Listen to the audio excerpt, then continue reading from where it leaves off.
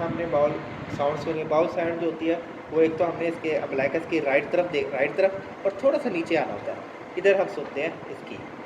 और इसमें क्यों सुनते हैं, ये इलियोसिकल जंक्शन होता है। अगर अपर का मसला होगा तभी पता लग जाएगा, लोअर का मसला होगा लार्ज का तभी पता लग जाएगा। इलियोसिकल एक मिनट में ना 5 से 10 आती है, या इसको यूँ भी कह सकते हो कि 10 सेकंड में एक आती है। नॉर्मली साउंड आती रहेंगी, आपने सुन लेना। अब ये किस वजह में ज़्यादा हो सकती है, किस में कम हो सकता है। अब ये ज़्यादा जो है ना, इंक्रीज जो है उसको हम कहते हैं बोरबोगेनी साउंड्स कहते हैं।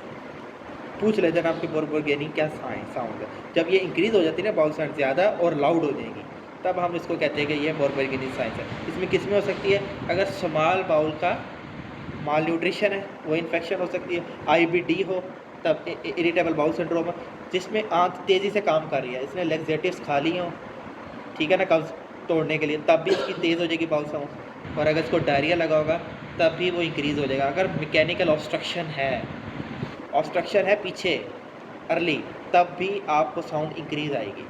डिक्रीज़ होने की चांसेस होंगी जब पेरिटोनाइटिस होगा, पेशेंट पैरालिटिकस इलियस होगा, सर्जरी के बाद हो सकता है, कोई गैंग्रीन हो सकता है, या इस्कीमिक इंटेस्टाइन में भी आपको बाउल डिक्रीज़ मिलेंगी।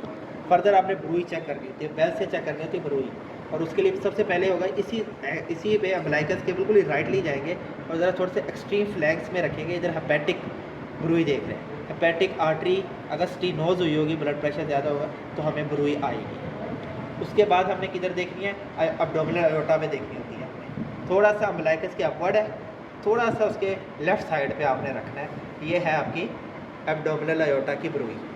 और दो और ब्रूई तो नहीं कहते उसको हम कहते हैं, ये है रब है, फ्रिक्शन रब।